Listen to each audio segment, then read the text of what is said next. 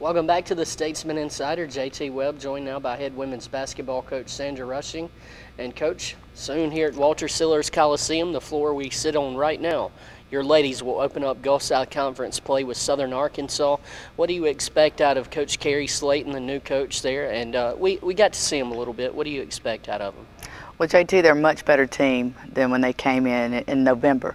They've added 3 new players. 2 all-conference players are back. And, you know, they played West Al, and West Al only beat them 4, and UNA, I think, 6. So it's going to be a tough game for us. Talk about those pieces they've added back. I know one you're talking about is Goldie White, who we've been very familiar with the last couple of years, a very dynamic player.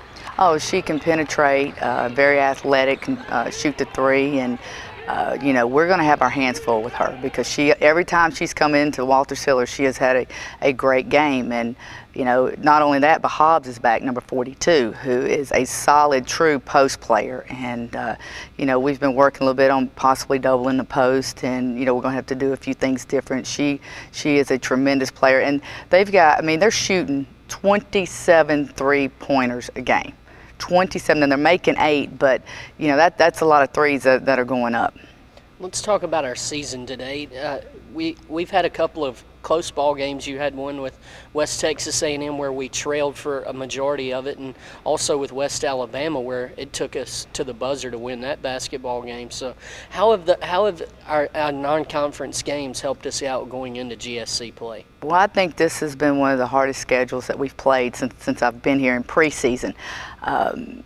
You're not going to believe I'm going to say this, but it's been great for us to be tested like that. You know, I don't like being down at halftime, but we've been challenged early, whereas last year we were not challenged, and we've been put in a situation being down 10 at West Al, and the ladies fought it back and played with a lot of heart and pride. And same thing with West Texas A&M here. I think that was a tremendous game. We beat a very good basketball team that's going to be in the Elite 8.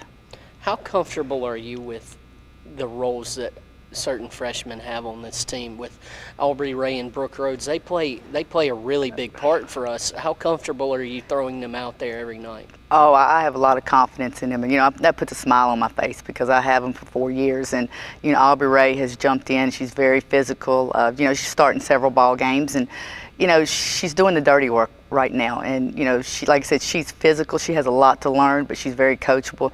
And Brooke Rhodes really could be in the starting lineup for us, but you know, she's in our rotation. And one thing about Brooke Rhodes is that you know, she follows her shot. She can take it off the dribble, pull up, jump shot.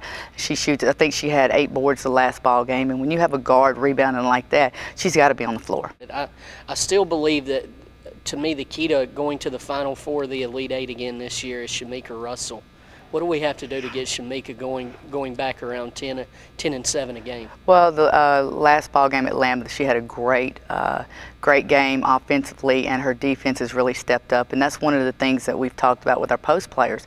You know, our defense has to improve, and she, there in West Texas A&M, did a tremendous job on the post. I know that the post had 20 points, but she's an All-American, but she worked for her points. And if somebody's going to score, they've got to work for their points. Her attitude's wonderful, and she's playing like a senior. And actually, you know, she should be in the starting lineup, but she's accepting that 6th man off the bench and coming in and playing a lot of minutes.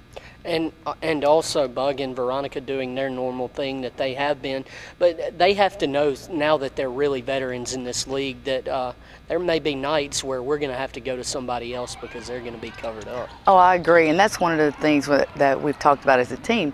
You know, you got to give up something. You know, Russell may not be averaging 10 points, but she's doing the other things because we have more scores. We have, you know, Mobel's having to give up something. She's playing the 4 for us, but they have one thing on their mind, and let's win another championship. And you got to sacrifice sometimes individual stuff, stats or scoring to make teams successful, and that's what they've been able to do and buy in, and that's all about it. If they buy in, if your players buy in. And that's what I think being around your program for so long has made you so successful.